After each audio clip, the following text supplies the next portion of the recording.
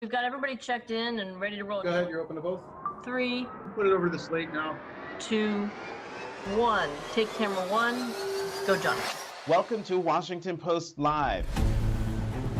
That was quite an intro. My gosh, we should probably just leave it right there. I've hit the big time. Washington Post. I can go home and tell my parents what I did today. Between Facebook, Twitter, YouTube, Washington Post Live itself, we are now reaching hundreds of thousands of homes across all 50 states. The power of this platform is it takes people into the world of ideas. Audience members of Washington Post Live are part of the conversation. Audience or viewer question from George Kralovic from Virginia asks, now that we have the Inflation Reduction Act, do we still need a price on carbon? Whether it's with cancer scientists or politicians. This panel, I think, was originally called, 2 women against Putin. It really should be 3 women against Putin. And so the better way to get things done, as I've demonstrated, is by putting a group together and negotiating something that's good for both points of view. I think Washington Post Live has given us as a newspaper a new platform, a common meeting ground. When they're sitting in their own space, there is a sense of ownership and comfort.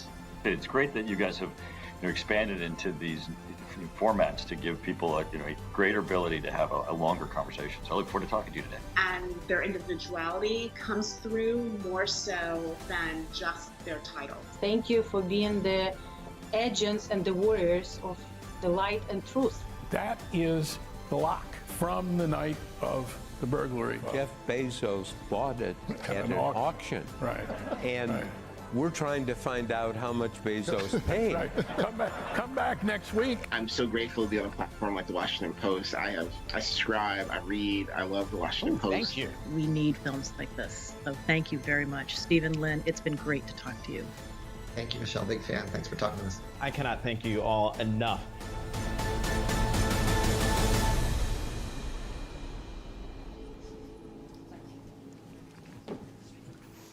Hello and welcome. I'm Kathy Baird, the Chief Communications Officer here at the Post and the General Manager of Washington Post Live. It is so great to have you all here with us today. This year, the United States saw record-breaking heat waves, frequent forest fires, and increased droughts across the country.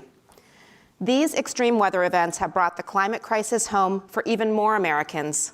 They have also made many of us ask, how can we be part of the solution in our daily lives? Today, you'll hear from 3 leaders shaping some of those solutions in food, fashion, and transportation. First, my colleague Jonathan Capehart will sit down with Rubba, a James Beard award-winning chef behind the largely plant-based restaurant Oyster Oyster. Next, Bina Venkatraman will talk to Anne-Marie Johnson about her sustainable clothing line. Then, Bina will speak with Ali Zaidi, Assistant to President Biden and National Climate Advisor, about the ways government is incentivizing Americans to drive electric vehicles. Before we get started, I'd like to thank today's sponsor for this event, Waste Management. We want to thank you again for coming. My colleague Jonathan Capehart will take the stage after this short video. Thank you.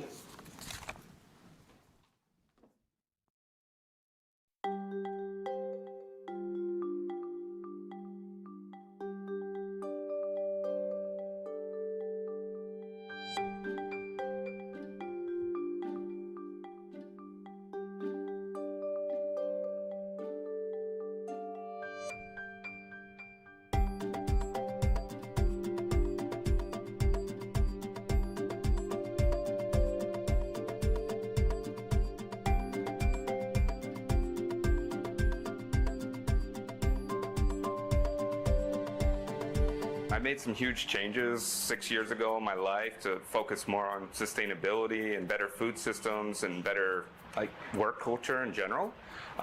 There's a lot of work to get there, and it's amazing to be recognized for this. Good morning and welcome to the Washington Post. I'm Jonathan Capehart, Associate Editor at the Post. Joining me on stage, winner of the 2023 James Beard Award for Outstanding Chef of the Michelin-starred restaurant Oyster Oyster, Rubba. Thank you very much for being here. Yeah, thank you.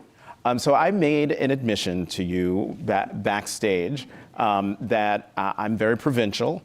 I rarely leave Northwest when it comes to my culinary habits.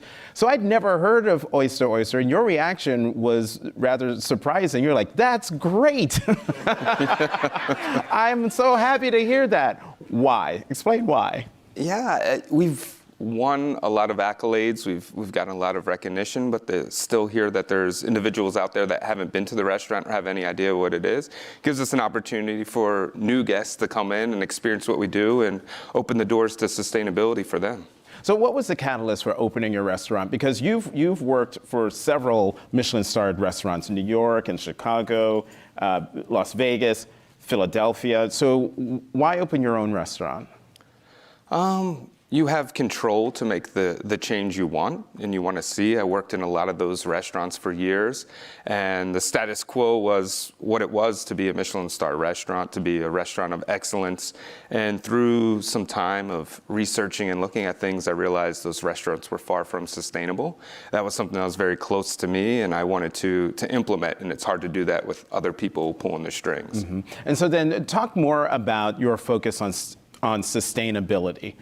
What's the driving force behind that? Permanence. I love restaurants. I think they're fantastic. And what we're seeing happen with the climate crisis that we're going through, restaurants are a conduit for the whole food system, right? Like we deliver that to our guests. We're the people that kind of are the tastemakers of what is happening.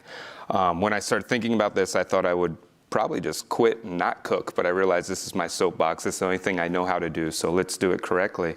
And I love restaurants, and I want there to be restaurants in the future. So I feel like we're approaching the restaurant in a way that is a stepping stone to what restaurants will be in the future. Mm-hmm. So explain, though, sustainability. How are you defining sustainability, and how does it manifest itself on your menu?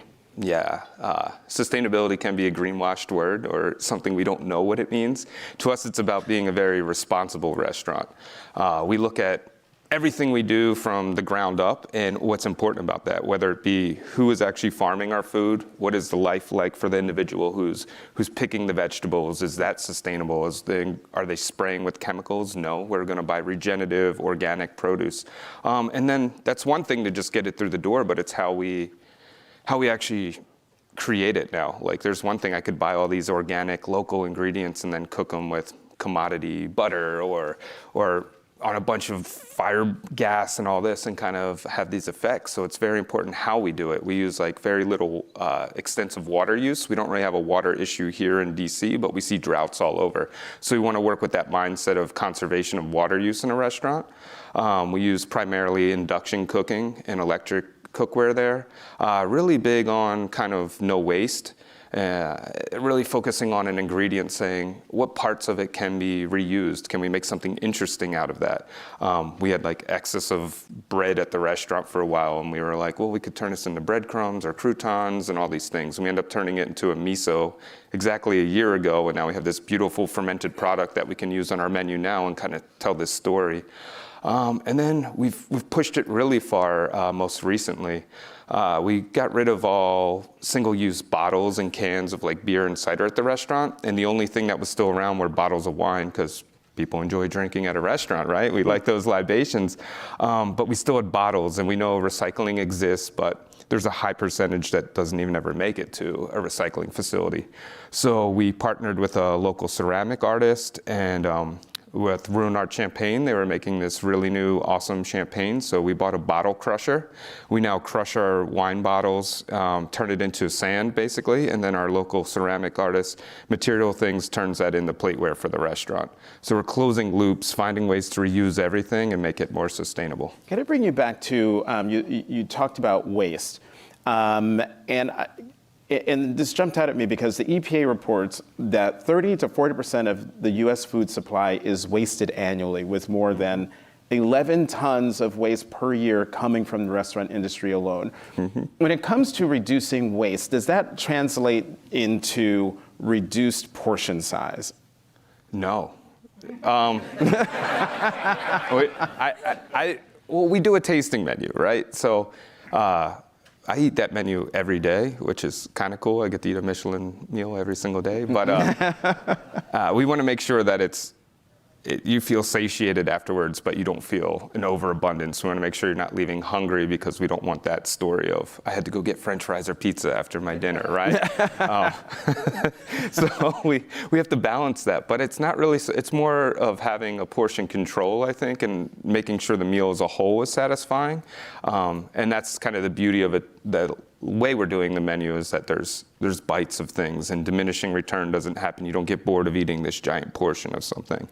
Yeah, that's one way. Talk more about, I'm going to bring you back to the ingredients and the sourcing of the ingredients that you bring into the restaurant and that you make as part of your tasting menu. Are there ingredients that you don't use or at all for one reason or another? Or were there ingredients that you did use, but then you decided, this doesn't fit with our sustainability model? Great question. I've got all the answers for you with that one. So we do root our cuisine in the Mid-Atlantic. So we make sure everything that we're cooking represents where we are, a sense of time and place.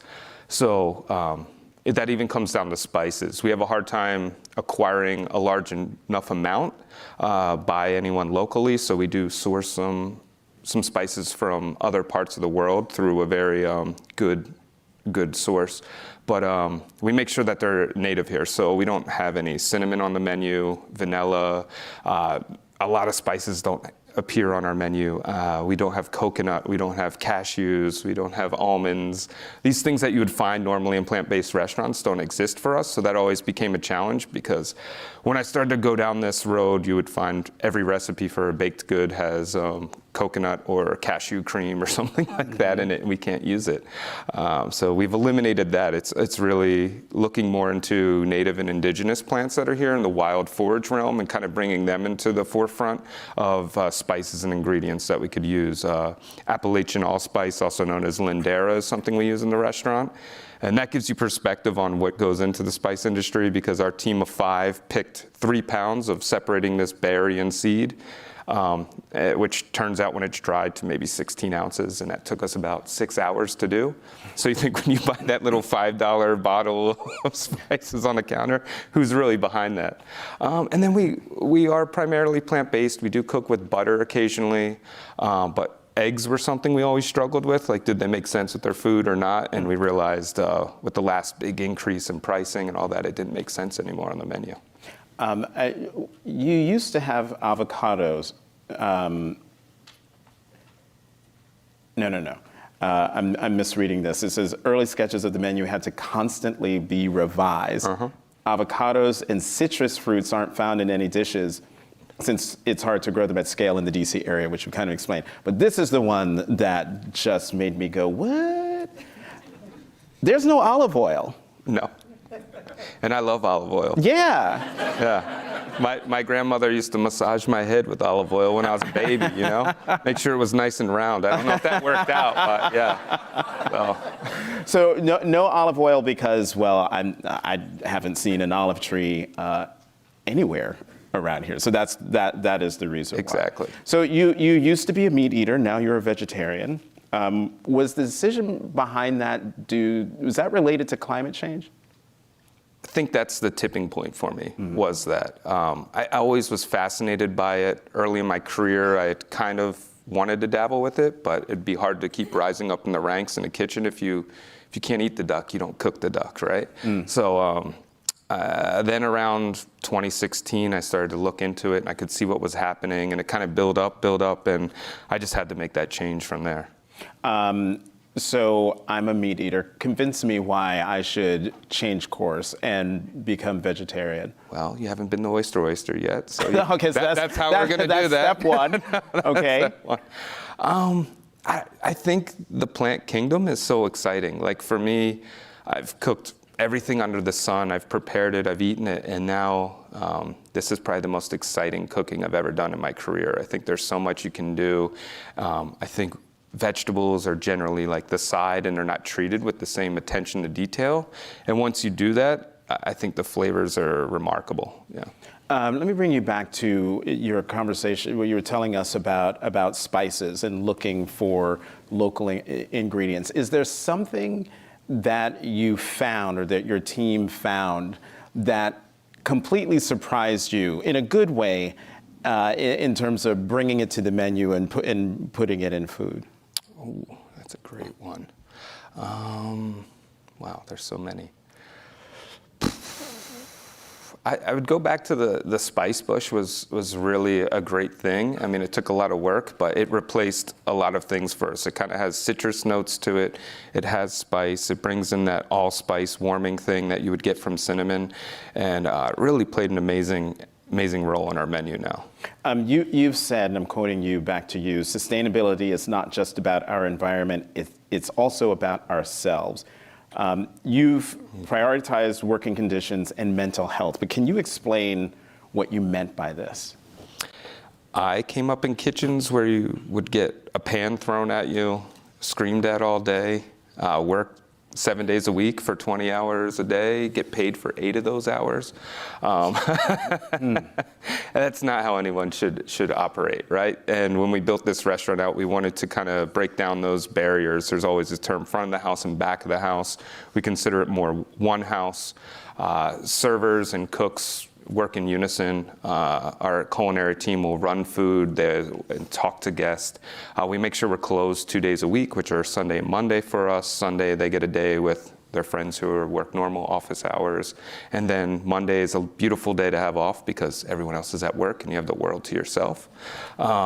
We close twice a year for a full week, sometimes 10 days a section, and that's a paid vacation for everyone. We completely close the restaurant down. We think that's great because it gives you a sense of relaxation. You're not worried about someone else working your station or anything along the lines of that. We pay everyone extremely well, above average for anything in the industry. Our porter dishwasher is probably one of the highest paid people in our restaurant. They are the hardest working people in restaurants, and we want to make sure that that's a respected position. It's just try to create a healthy culture where laughter is encouraged over being angry. Yeah. So many questions I have based out of that answer, and I'm going to try to get through them in the 7 minutes and 15 seconds that we have left. So let me bring you to paying your employees very well. What do you say to restaurateurs who don't follow your example, who say, oh no, I can't afford to pay people what they're worth or what they deserve, otherwise we'll go out of business? I think the model was built on being exploitive from the beginning, and I think you have to change your model to get to that point. After COVID, we saw a large drop in the workforce in general. I think there was a lot of things, we saw a lot of abuse and sexual harassment stuff prior to that made the industry kind of ugly.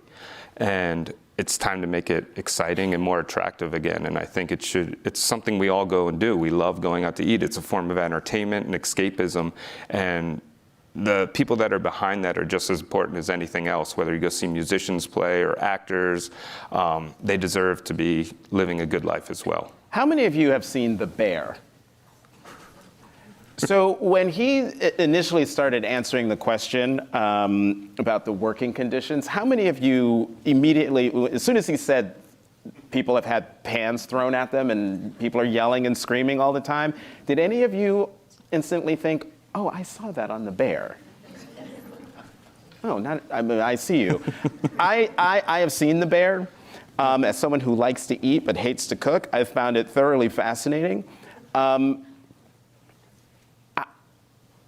Which came first? Your vision of what a kitchen should look like, and how a restaurant should operate, or The Bear, as we see it go from the arc of going from pure chaos to this beautifully run, not machine, but you know what I mean, beautifully run restaurant where everyone's in harmony, everyone is on the same page?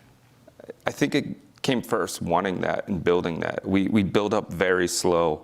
When we first opened, it was myself and 2 other cooks, and we were the dishwashers, and we were the prep team, and we slowly added individuals to the team that were going to gel and make the culture we wanted, rather than try to hire a huge team and work out all those situations. So we started very small and just expanded, and now we have a very large team of 12 with our service team and our back of the house team, now kitchen. So then what's your advice for the next generation of chefs or restaurateurs who also want to prioritize the culture that you're talking about, but more importantly, this mode of sustainability that you've brought to Oyster Oyster? Yeah. One, don't waste your time at culinary school. It's very expensive. Oh. And they're going to probably teach you things that aren't going to be relevant. I'd say find a good mentor, and somebody, do some research about the restaurant. Find out if they're doing things in a sustainable manner, if they're thinking progressive and looking towards the future, and work under that person and that team and gain as much as you can. Read a lot of books. Don't just read cookbooks. There's so much good literature out there about climate crisis, sustainability, et cetera, that will really guide you in the direction you need to go in this career. Oh, I forgot to ask one more thing about, at Oyster Oyster, do you add the tip into the price, into the check, or is tipping allowed at your restaurant? It's allowed. It's not necessarily encouraged, but if someone's like, I had an amazing time, I want you all to have a little extra, they can go ahead and do that, but it's already added in when you make your reservation into the fee. Yeah. Last question for you. As I mentioned earlier, you are the winner of the 2023 James Beard Outstanding Chef Award.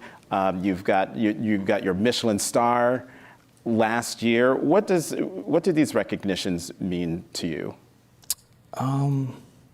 To me, it's satisfying, but I think for the work we're doing at the restaurant, it means a lot more. I think, one, cooking primarily plant-based food, kind of in this relaxed environment that we're doing, and this culture that can seem lackadaisical at times, to get these accolades is very rewarding and encouraging for others that they can do this too, right? Like if you're chasing these goals, that you can achieve them and have a good time too. I've always wondered, with the Michelin star, is that something you apply for, or someone from Team Michelin shows up and suddenly they're there in your restaurant, and then you find out months later that you got this star? Yeah, it's like a Santa Claus type of thing. They keep it very unwrapped, who's who, you know? I mean, you can find out who critics are sometimes for different publications, but this, I have no idea who they are, and then you find out months later. Last night we were in New York City for the unveiling of it, and I took a very early train this morning to be here. So. Which makes me wonder, I've seen lots of stories in the last couple of years about restaurateurs who've had Michelin stars, and they give them back. They say, I don't want this, because the standards are so high, which means you have to jack up the prices on the menu, and sometimes the prices go beyond the community that the restaurant is in. Do you worry about that? It's great. I try not to let the pressure get to us. I think I always want to keep our eye on the prize of working every day to be a better restaurant, a more responsible restaurant, a better place to work at, a better place for our community, as well as a restaurant that's going to be better for the future. And I think that's always our goal. And if it doesn't fit into these boxes over time, that's fine, because that's priority number one. So for someone like me who's never been to Oyster Oyster, give me the 42-second pitch. Oh, that's why we didn't get many investors. I'm not good at this. Okay, so we cook a seasonal menu, mid-Atlantic ingredients. It's a tasting menu format, and you're going to really taste what is at the peak of the season, with a beautiful wine selection of biodynamic and organic wines that can be paired with your meal, as well as some house-made juices that are curated in-house as well for non-alcoholic pairings. At the end of your meal, you will be presented with your menu, because a lot of people don't like certain vegetables, and we don't want them to have something already going up here. So we give it to you at the end. And that menu is printed on recycled paper with wildflower seeds. And in the spring and summer, you can plant your menu and grow pollinators for the region. For someone who's not good at pitching, you did an amazing job. Rob Rubba, winner of the 2023 James Beard Award for Outstanding Chef of the Michelin-starred restaurant Oyster Oyster. I love saying that. Thank you very much for joining us. Yeah, it's a pleasure. Thank you.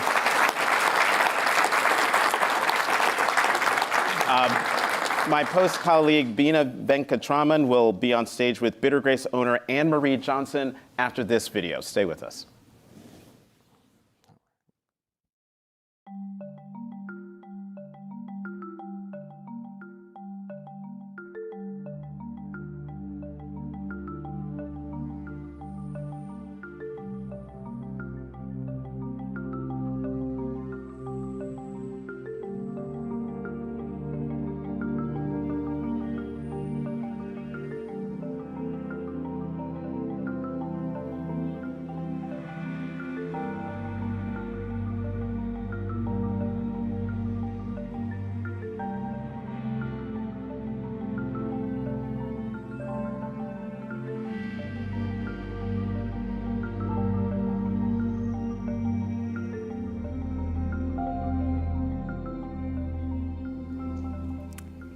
Welcome back. For those just joining, I'm Bina Venkatraman. I'm a columnist at the Washington Post, and I'm pleased to be joined here today by Anne-Marie Johnson. Anne-Marie is the founder of Bitter Grace, a DC-based clothing store and lifestyle brand. Welcome, Anne-Marie. Thank you. Good morning. So let's start at the beginning. Your business is about 3 years old, Bitter Grace, and tell us what the catalyst was for building this business. I've always wanted to build a space or create a space that nourishes the mind, body, and spirit, a space that fosters creativity, innovation, connection, and community, a space that reminds us of the infinite possibilities that's available for us. And we sometimes forget that clothing is a form of self-expression. And I believe that if we took the time as people to leverage clothing intentionally and deliberately, we would see it as a valuable tool that helps us connect with ourselves and other people in meaningful ways. So is this a community center or a clothing store? Explain how does this work? It really is this lifestyle environment and the space that allows you to connect with who you are and who you want to be. We truly want people to be able to express themselves authentically. And this is why really clothing comes to play. We want people to see clothing in a different way. And I know you and I are gonna talk about how that plays into how we do things, why we do things a certain way, and what sustainability means to us. So what does that look like? I sort of tend to agree with you that clothing can be a form of self-expression, but when I walk into Bitter Grace, what does it feel like?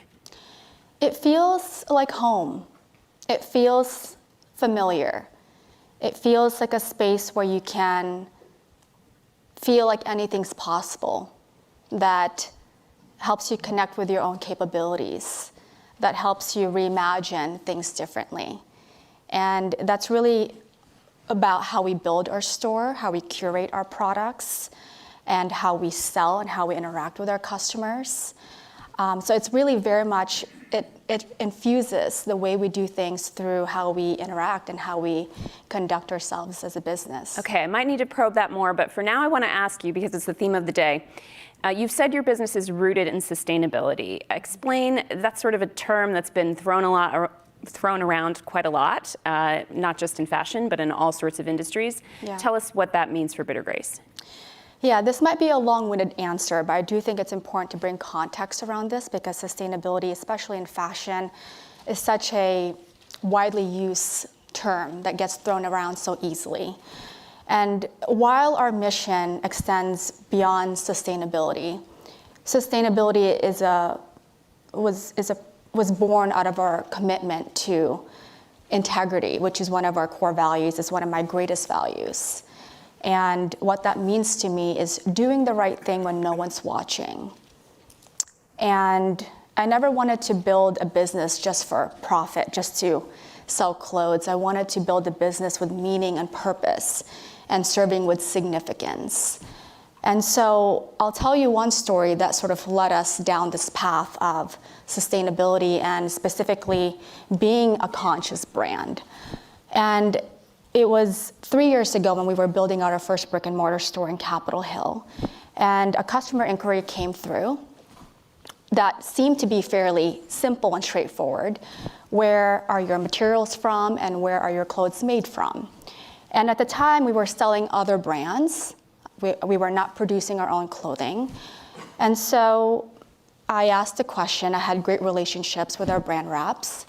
And what seemed to be a fairly simple question or information to obtain was the exact opposite. And it really rattled me inside because at the core of my being, I never wanted to. Can you be more specific? What was not exactly what you thought it was going to be? Or the inability to provide adequate information. Okay. About where the clothing is made from or where the materials are coming from. Got it.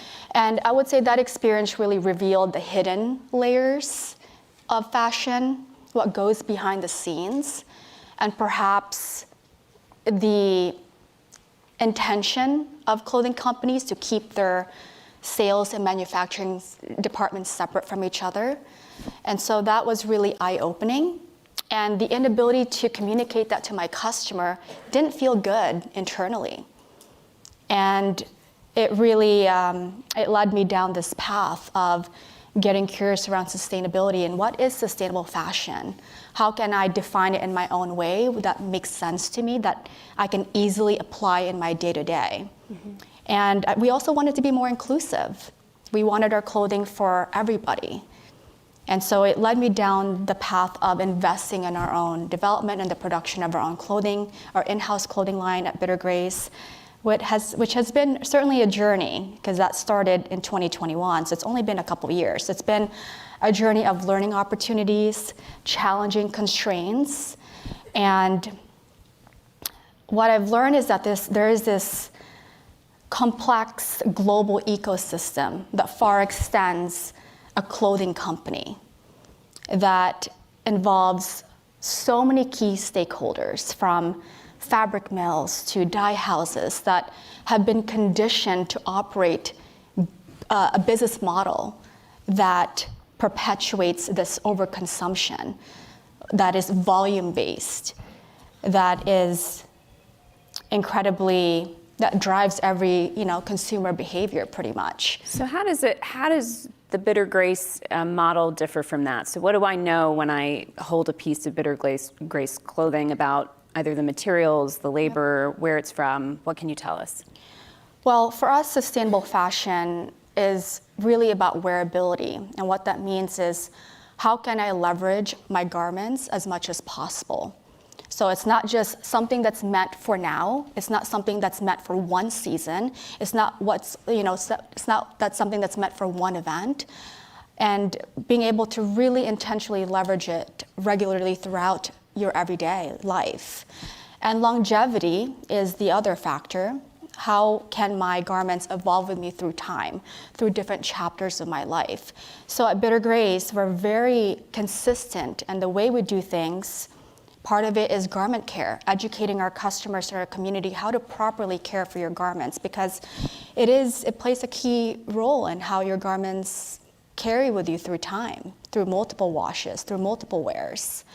And also just having clarity on who you want to be. Who do you want to be and what do you want to stand for? Because I think with that enhanced awareness creates more thoughtful and conscious consumers. So this is really how we educate, is through transparency, bringing people into our process, sharing with them our challenges. And with the proper knowledge, hopefully it can help them make different choices. Okay, so help me out here, educate me. So I am a conscientious person when it comes to the environment, or I tend to think of myself that way, but I also like fashion. And you've sort of hit the nail on the head when you've talked about the environmental impact of fashion comes a lot from our overconsumption. We're continue to buy new things, and you're hoping your consumers understand, how to care for something so it lasts. So buying something that lasts, that has that longevity, versus the self-expression of renewing one's self-identity, wearable art over time, which is a sort of impulsive fashion to meet the new season, meet the new chapter of your life with new looks. How do you reconcile those things? What kind of advice would you give to a shopper about that kind of thing?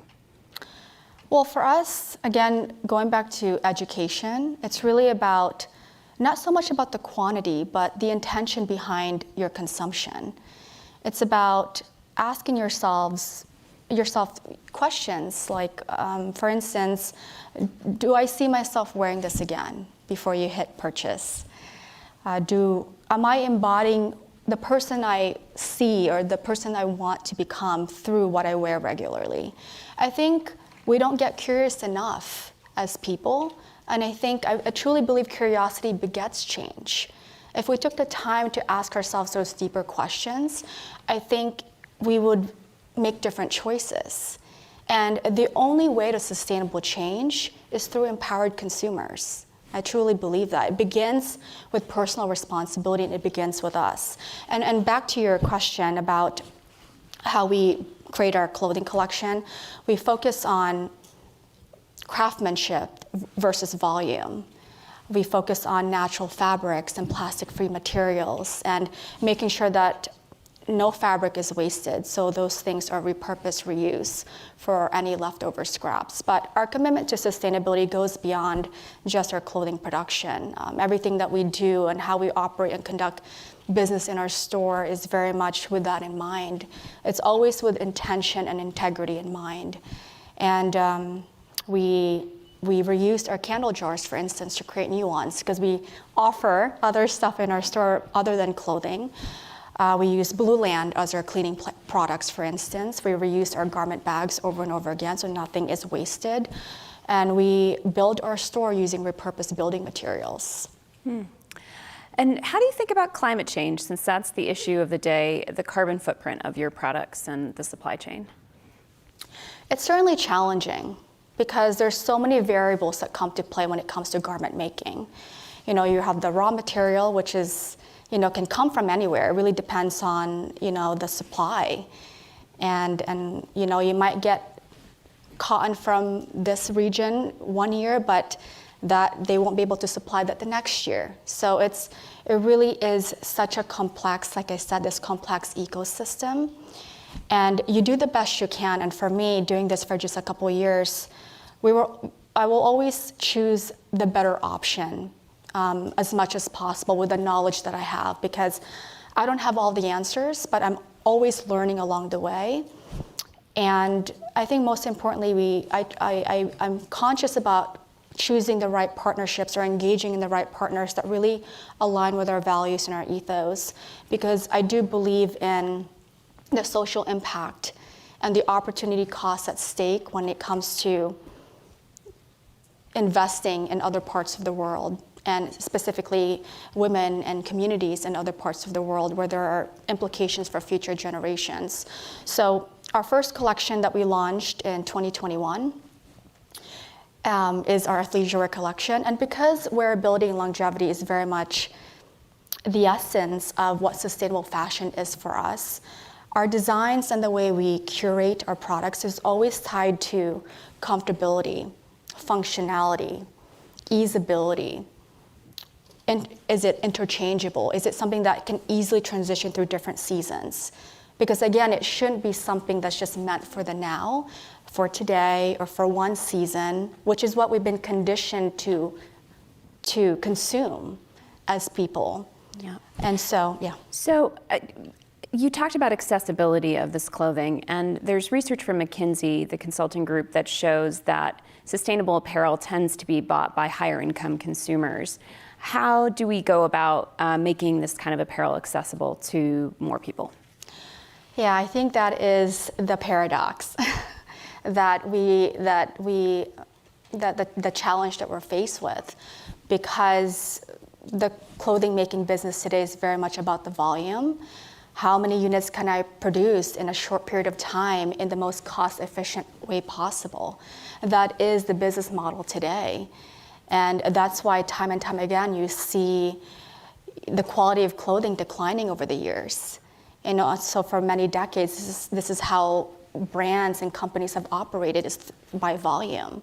And you think about stores and even thrift stores today, the amount of inventory far exceeds what they actually sell. And so for me as a business, I struggle with that production of things. And so because everything's by volume, it's by, unit cost depends on how much you can produce.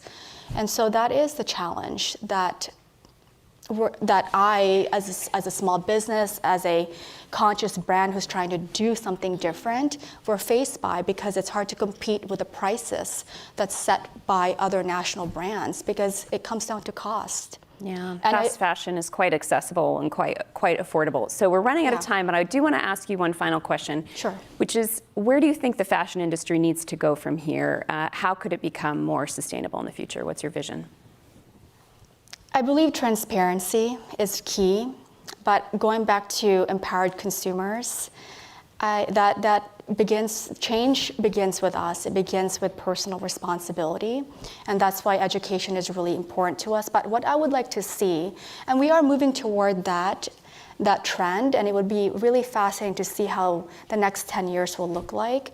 But I would like to see better regulations on the production of clothing when it comes to volume.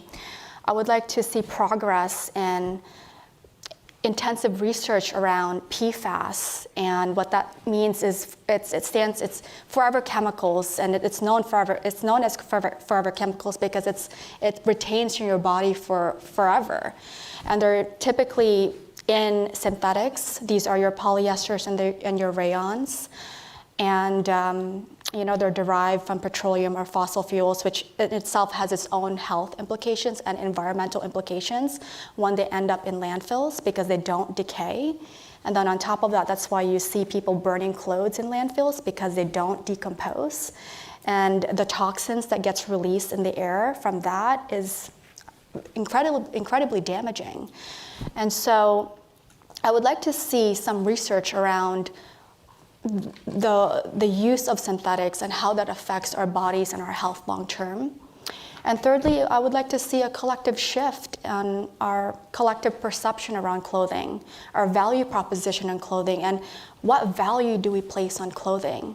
Because the truth is, when you are unwilling to, or when you are only willing to pay for when things are on sale, you're unconsciously subscribing to the perpetuating belief that clothing holds very little value. And that is, to me, the biggest thing to change and alter in society right now with the way the businesses are, managed and run. Anne-Marie Johnson, thank you so much. You've given us a lot to think about. Thank you. And everyone, please hold on. We're going to have another guest joining us soon, but thank you so much. Thank you, guys.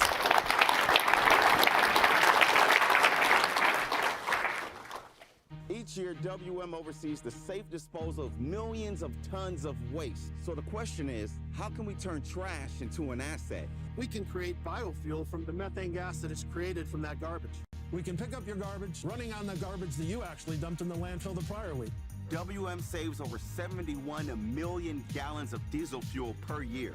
That is mind-blowing. See how WM is always working for a sustainable tomorrow at WM.com/stories.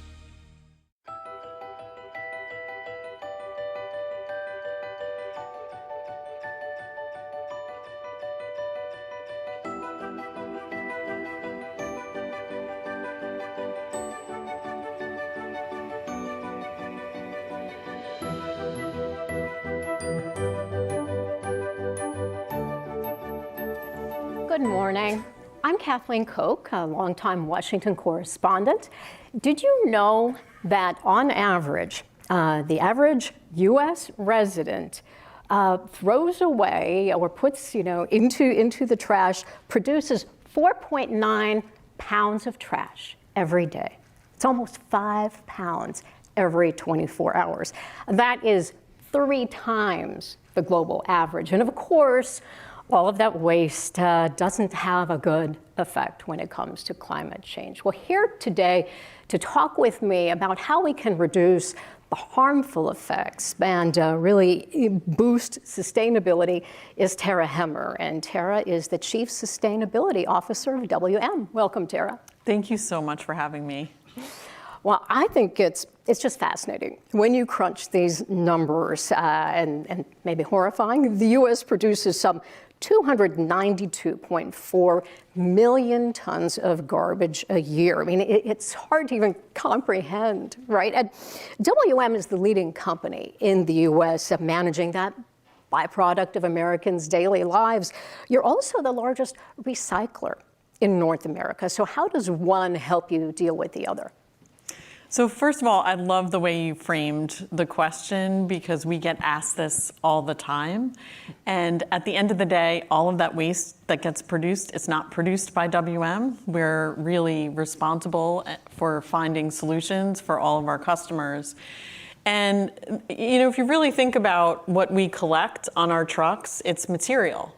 And we have to think through what is the best way to manage that material. In some cases, it does go to landfills, but in many other cases, it goes to recycling facilities. And we are North America's largest residential recycler. We run close to 100 recycling facilities where we take those materials. It could be a cardboard box from an online retailer or a soda bottle, and we find it its next best life. And those are the types of solutions that we're really trying to drive longer term. Now, I understand that you have also invested a great deal in the beneficial reuse of landfill gas. Talk to us about what you've done there and the kind of impact that's having. Yeah, so we operate, well over 200 landfills across North America, and one key element of the landfill process when waste decomposes is landfill gas is generated. And that landfill gas we collect, and we can turn that landfill gas, and we've been doing that for over 40 years, into electricity. Increasingly, one of the things that we're able to do, landfill gas at its heart, 50% of it is methane, and that can be used to be converted to renewable natural gas. So taking that landfill gas, taking the methane and using it as compressed natural gas. And so it's a great way that WM is closing the loop. We're able to do that, and we run the largest fleet of compressed natural gas vehicles in North America, so that waste that might have gone into one of our landfills can fuel our trucks in the future. That's incredible. When you talk about food waste, I know I'm a very avid home composter, so I know that food waste is critical too. What are you doing in that space, and how is that working? Well, it's so interesting, especially given our prior speaker, the chef of Oyster Oyster, and this is something that we work very closely with so many different customer types. So if you think about large supermarkets or food warehouses and distribution centers, we of course want to work with them to figure out how to waste less food in the first place. But we also know that in some cases food is going to be wasted. So how can we find different solutions for that food? And there isn't a one-size-fits-all approach. That's something that's really fascinating for some communities and customers. Composting is a great solution. Another great solution that we've developed in New York City is called our core technology, where we take food waste and it looks like pushing it into a large blender. I know that sounds super it's gotta be a pretty big blender. Interesting, and if you look at pictures of it, it is not a shake that you would want to drink. But that product can go directly to an anaerobic digester. So think your wastewater treatment plant, and be used to produce energy. And we're doing that in New York City in partnership with the Newtown Creek wastewater treatment plant, and then the energy that produced goes through National Grid. So it's a great example of bringing together really unique partnerships to solve tough problems. So what is WM doing outside of those direct investments that you've just described to help your customers, whether they be companies, communities, the federal government, even make progress in sustainability? And what do you consider when you're creating these sustainability solutions and plans for each one? So, on the direct investment side, and I didn't really talk about this earlier, but when we think about building solutions for our customers, a key piece is just making sure that we understand what are their needs today, what are their needs going to be in the future. And so that is one of the reasons why we've embarked upon a pretty significant investment strategy where we're investing in over 40 recycling facilities across North America, investing over $1 billion to automate those facilities, and also invest in new markets. So a great example of that is in Fort Walton Beach in Florida, where there wasn't a whole lot of access to recycling as a service. We're building a brand new state-of-the-art recycling facility, and it'll unlock opportunities for more communities to recycle. We're doing the same thing on the renewable natural gas side, where we're building a bunch of renewable natural gas plants, close to 20 across North America, to again take our landfill gas and convert it to a renewable fuel. That's the investment side. Beyond those investments, what we really do, if you think about our customer base is so wide and vast. If you think about the local pizza shop, to the federal government, to municipalities and large big box retailers, we serve all of those customers and everywhere in between. And so the solutions that we need to build for those customers are going to look very different. So you really tailor-make a plan for them to put them on a better road toward sustainability? Exactly. So, if you think about the commercial property industry and large office buildings, the types of materials that they produce versus a supermarket are going to be fundamentally different. And so understanding what's important to those customers, not just from a traditional waste service. For most of our customers, the number one thing that they want is reliability. They want to make sure that their material is picked up every day because it doesn't stop being produced, that close to 5 pounds per person per day. But beyond that, then understanding, okay, every customer is on their own sustainability journey. So how do we custom build solutions for them based on where they are to help them go where they need to in the future? So the number of chief sustainability officers has really started to grow in recent years, and I know you are the first CSO, right, for WM. Why do you think, what's behind this growth, and why is it important to have someone representing the sustainability issue in the C-suite? I mean, you report directly to your CEO, right? Yeah, so I report directly to our CEO, Jim Fish, and as you mentioned, I've been Chief Sustainability Officer now. It's coming up on 2.5 years and was the company's first Chief Sustainability Officer. And I think there's a number of reasons why you're seeing more Chief Sustainability Officers and also a shift where we've had companies that have had them, but they might be changing their Chief Sustainability Officer. And I think the biggest trend that we're seeing is so many Chief Sustainability Officers now come from the business. I came from the business and worked in operations most of my career. And I think why that's important is most companies are realizing if we're going to make progress, we need to find ways to embed sustainability into our businesses deeply. I'm a firm believer in some of the biggest challenges that we have in the world today. There are people within our organizations who can help us solve them, and we just need to untap that. So if you have Chief Sustainability Officers who understand the fabric of those organizations and can figure out ways to tap the individuals that exist within our companies, that will drive a huge amount of value long term. You almost have to be able to look into a crystal ball, don't you, as a Chief Sustainability Officer? Would you do that for us now? And when it comes to advancements down the road, what do you see coming that could really change the game in the next decade? Well, I think you have to really, as a Chief Sustainability Officer, and really any company today has to be looking at what does the future hold. And it really comes down to a couple of key areas. For us, one of the things that's a key focus is circularity, because at the end of the day, One of WM's superpowers is we are a world-class transportation and logistics company. I like to say that we pick up packages each and every day. We just don't know how much is going to be out at the curb. But there's real power in that because there's material that's in those bins, right? And so how do we find ways to take that material and pull it apart? And that's something else that WM is really strong at is sorting materials. So understanding where there might be other technologies that are on the horizon. We do a lot with technology scans.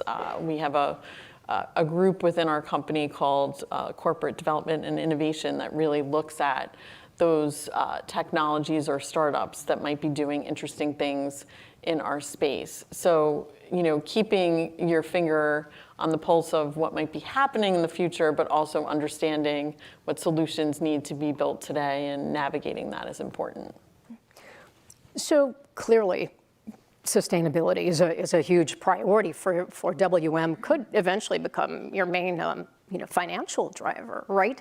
But for people in our audience, those watching at home, what advice could you give them to embed sustainability if they're business people more squarely in their business strategies, or if they're feds more in their agencies, or if they're individuals in their lives at home?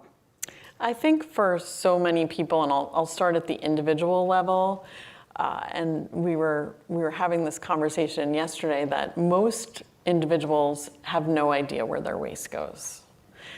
Chuck it and forget it. Yes. So if you ask, and I encourage anybody who's listening and anybody in the audience, if you don't know yourself, ask questions, ask your neighbors, do they know where their materials go?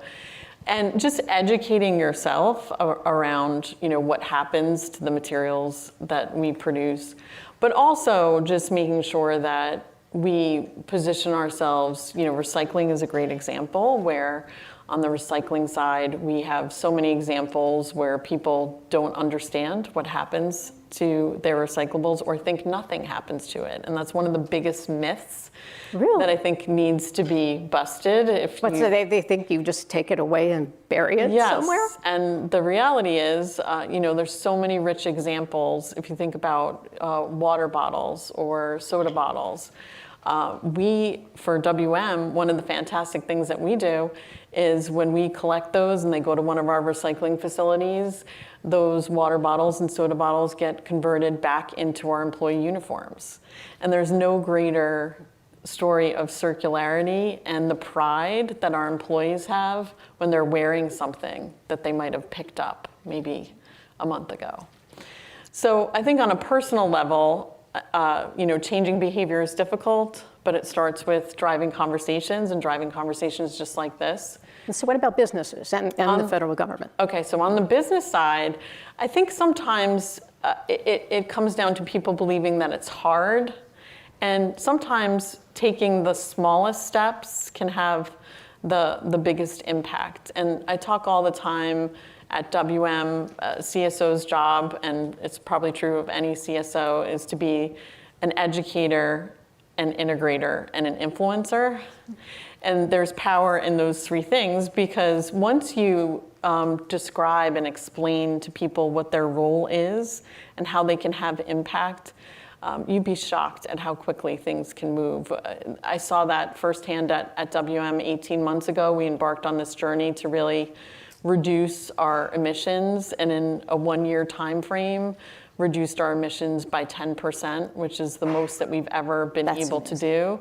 And it was because we, again, made sure that people understood the type of impact that they could have and what they needed to do. So having conversations is so powerful. Tara Hemmer, Chief Sustainability Officer for WM. Thank you so much for a great conversation. Pleasure to be here. If you would like to chime in, feel free to tweet #PostLive. And now stay tuned, my friends at the Washington Post. We'll be right back.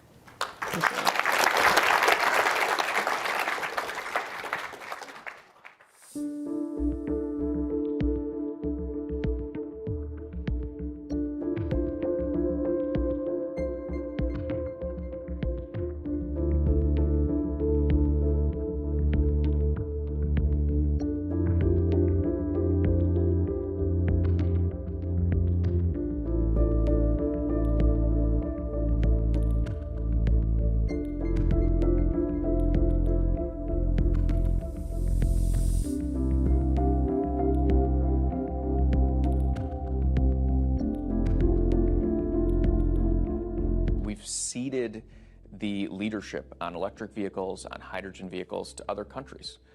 Over the last 2 years, we've worked double time to catch up on that.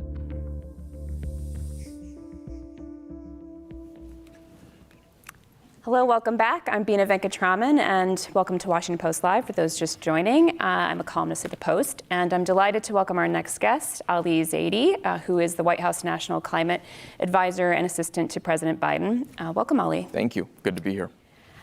Well, there's a lot to talk about, particularly with climate. So in the U.S., we know that transportation is the largest contributor to greenhouse gas emissions. And President Biden, you have championed the Inflation Reduction Act. We're going to talk about it as the IRA from here on. And it made a substantial commitment to transitioning us to electric vehicles, and that's where I want to start. How is that going? We're a year after enactment. How is that transition, the tax incentives that are supposed to get people buying mass amounts of EVs, get those carbon emitters off the road? Where are we? I think we've seen massive progress in the United States over the last 2.5, 3 years on electric vehicles. You think about the number of models that are available, double the number of models available today relative to when the president took office. And by the end of next year, that number will double again. So we'll have about 100 EV models, a variety of makes, utility types, et cetera. We've seen a massive expansion in our ability to make that stuff here in the United States. 15 gigafactories announced. And if you want to conceptualize what that means in terms of the number of batteries that we'll be able to produce, the U.S. has on average sold about 15, 16 million vehicles every year. By 2030, if you just take the battery capacity that's been announced, we'll have about 10 to 13 million EVs worth of batteries being manufactured in the United States of America. So that's a massive transformation after years of sort of punting the ball to other countries, China and others taking the lead. And then we've seen a massive expansion in the deployment of these vehicles as well. The number of charging stations has doubled. All 50 states now have planning processes underway to build out EV charging infrastructure thanks to the infrastructure law. And we're also seeing deployment take off. Doubled once, now on a path to double again. We've seen number of months where EVs have made up 10% share of sales, parts of the country where it's twice as high. So really, I think, profound momentum in the right direction. So the math geek in me, when you say it's doubled over where we were, right, relative to where we need to get on emissions, we still know we're not there. And Kelley Blue Book has shown that EV sales growth is, while there's still growth, the growth is declining or flattening. We hear about the effect of inflation and interest rates on consumers' capacity, even with the tax incentives to purchase these electric vehicles. Are you worried about meeting the emissions targets and the amount of sort of investment or, let's say, dependence on the EV growth in the plan to reduce emissions? Well, let's talk about vehicle sales more broadly, right? We had, because of, I think, a massive supply chain vulnerability that came out of underinvesting in the U.S., had a chips crisis in the U.S., which, by the way, the president was able to pass a bipartisan chips law that puts us on a path to manufacturing a technology we pioneered here in the United States, back in the United States. But because of that, we saw a real pressure on sales broadly. Vehicle sales come down. Constraints on plants. Plants were being idled, internal combustion engine and otherwise.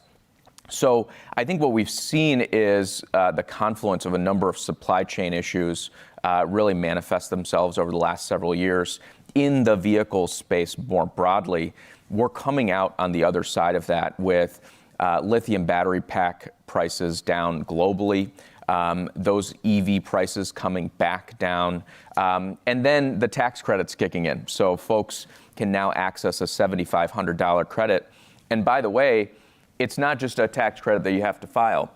thanks to the way the president's approached the tax construction this time, we're able to have that tax credit on the hood of the car, which behavioral economics suggests is worth $1,500 just of ease in terms of the incentive power of being able to access it on the hood of the car. So I think things like that are helping make these vehicles incredibly affordable, accessible for a broad set of Americans.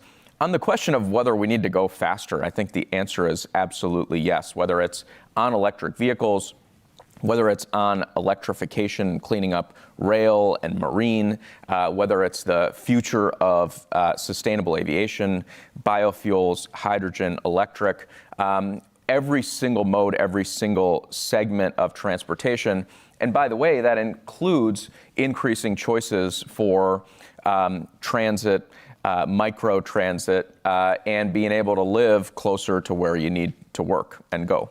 We're still a car-centric culture, so to an extent, this focus on EVs, I think, is a very American approach to this problem in transportation. Though, to your point, there are obviously other forms of transportation we should be thinking about. But even with the growth in infrastructure for EVs, for a lot of folks, this is a sort of second car question, right? If you're a two-car household, maybe you can get an EV because you need the range to drive, right, to visit your relatives. But you need the range to drive for your commute. You may not have the plug-in infrastructure where you work. You may not have the infrastructure where you live. So how is that affecting the uptake of EVs? Is it relative to projections? Where is infrastructure? Is the infrastructure for this rate limiting right now, or is it the affordability that's rate limiting? Yeah, look, it's important not to gild the lily on infrastructure, be really transparent about where we stand. I think there are, the answer to that question is felt differently in different parts of the country. The private sector in the sort of first wave of EV infrastructure built out in the places where they thought they could make the most money, in the dense urban places. And we saw an underinvestment in EV infrastructure in rural communities in particular. That's why the bipartisan infrastructure law, with its massive investment in a coast-to-coast EV infrastructure, focused on those rural areas, stitching together the national infrastructure so that you can, in fact, go coast to coast, go the whole distance using electric vehicles. That build out is taking place. All those 50 states have plans.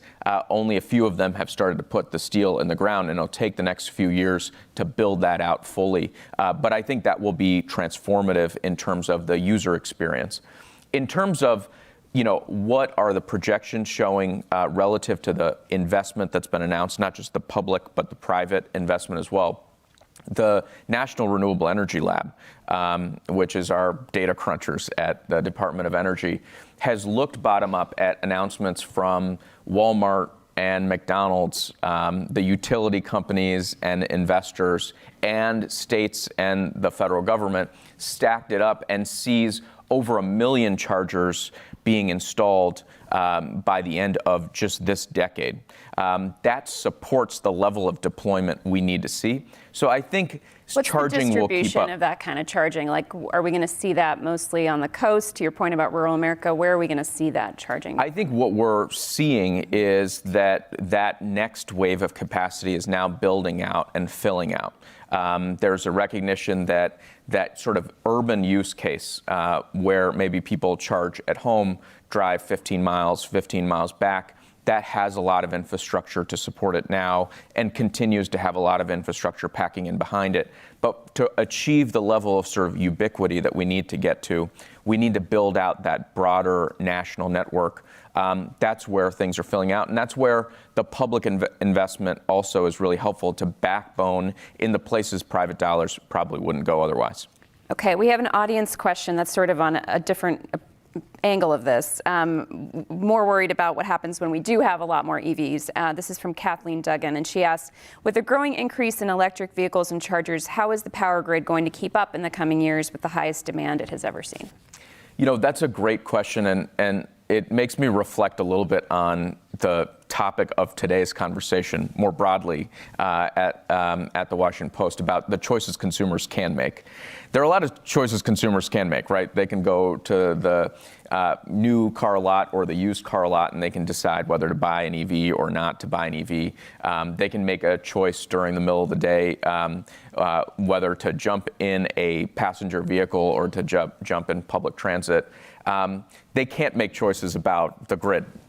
They can't make choices about where the hundreds of billions of dollars are being invested. That's where public policy comes in, and that's where corporations come in. I think on grid investment, we're moving in the right direction, but we're not all the way there. When it comes to supporting the charging infrastructure for light-duty vehicles, these passenger vehicles, the amount of grid upgrade that's necessary is relatively modest. And I think the grid rules have kept up with being able to make that investment because the upgrades are not as substantial.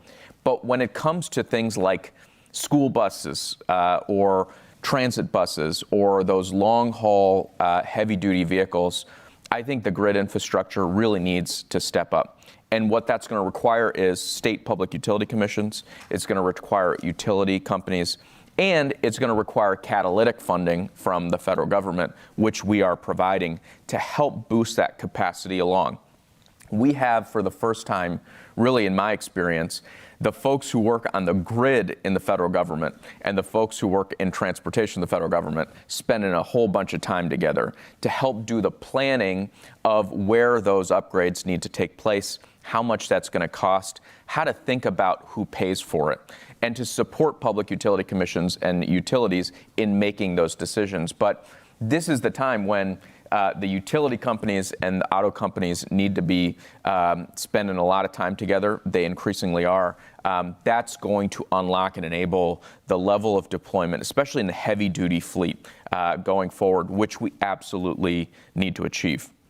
To your point about where individuals have agency, at local and state public utility boards are a place people don't usually think about getting involved in local politics, and but you make an interesting connection there. So while we're still talking about cars, I want to ask you about the tentative agreement between the United Auto Workers and General Motors. And of course, this deal was not just about labor. It also involved an agreement for greater investment in electric vehicles and increased wages for workers, including at battery facilities. Is the Biden administration satisfied with this deal? Look, this is unambiguous, unequivocal, unalloyed good news when we're investing in the workers that have gotten us this far and will be critical to getting us the full distance. You just sort of rewind the clock, 2 years, 2.5 years, and folks said, hey, you know, we've got a history of disinvestment in the United States on batteries. We'll never be able to make those here. We're making massive investments in batteries, 15 gigafactories announced. Folks said, you know, the D3, the big autos, they're going to not be on board with this EV transition. The auto industry is standing together unequivocally in the direction of decarbonization, and they're investing in making those vehicles here in the United States. There was a question of, are those EVs going to be made in the United States, or are they going to come from somewhere else? EVs are more likely, the EVs on the road in the United States, to be made in America than their internal combustion counterparts because the U.S. is taking a leadership track. And then there was this question of, well, what is it going to mean for workers? And I think thanks to the incredible leadership of the UAW and a president who has had their back, who's walked the picket line with them, that answer is very clear as well. 30% increase in wages, cost of living increases, benefits, meeting the workers where they are. And I think that's absolutely a critical part of this transformation. It's got to be a worker and community-centered transformation. There is no question in my mind that whether it's on the grid or in the transportation sector or anywhere else, that we are going to be most successful in driving deep decarbonization, if we do it with our workers at the center, with good wages, good benefits, the right to organize, being central tenets, not just of the labor movement, but of the environmental movement. I think we've seen that vividly. So folks who are fans of this deal and agreement have noticed that it seems to be driving change among the non-union automakers as well. But there could be another side of this, and I want to know, are you concerned about costs being passed along to consumers of electric vehicle manufacturing because of these increased wages and improved conditions for workers in EV development? No, I mean, look, you see this in the power sector where I've got friends at the IBEW who got called to bail out a non-union job because corners were cut and they came in to help steady the operations. We've seen union workers in the building trades step up time and time again to deliver projects not only on budget, but under budget and early.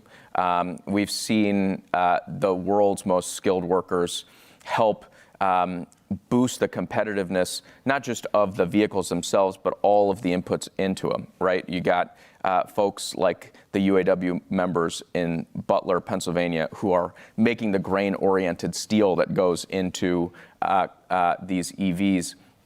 I think this is an investment in innovativeness, in competitiveness, in the resiliency of the workforce that will be critical to driving the solutions that we need. And that's why I think you see companies who aren't in collective bargaining drive to the same place, because I think this is about the talent, a competition for the talent that will be critical to delivering on our clean energy goals. So I think this is unambiguously good news for the workers, for the communities that they support, and for the products that they deliver, which are just simply good products. So you've been heavily involved in the design and carrying out of the Inflation Reduction Act, which, as we know, despite its name, is the biggest climate legislation, climate investment that's ever been made in this country. It's about a 10-year plan, and the goal is to implement these shifts, major shifts in the clean energy economy as quickly as possible because of the race against the clock with climate change and the need to cut emissions quickly. But one of the things that we're seeing, you talked about rural deployment of EV infrastructure, but I think there are many more examples with clean energy projects that would feed the grid with cleaner energy, where permitting and obstacles to actually getting things built at the local, state level have been significant. And even some of the tools that have been used to stop in the past fossil fuel projects from being built and infrastructure from being built are being wielded now to stall or basically prevent even clean energy projects from being deployed. What is the Biden administration doing to overcome some of those obstacles to getting those projects permitted? And is it going to happen on a fast enough timeline? We've got to figure out ways to go faster, but we've also got to make sure that we're traveling together on this journey. I think community engagement, community participation, transparency, thorough and rigorous analysis informing these decisions is critical.